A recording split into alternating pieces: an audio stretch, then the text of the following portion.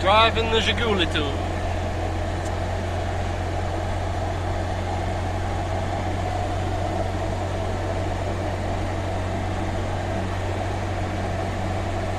This is the road to Oryahovo.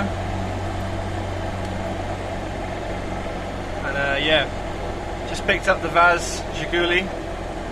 It's an old Russian car from 1973. It's only done 85,000 kilometers.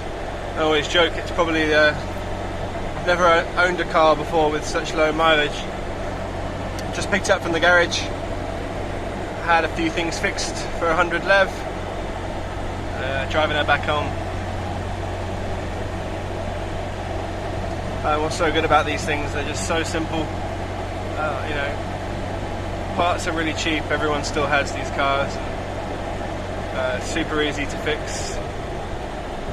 There's not much that can really go wrong with them, to be honest.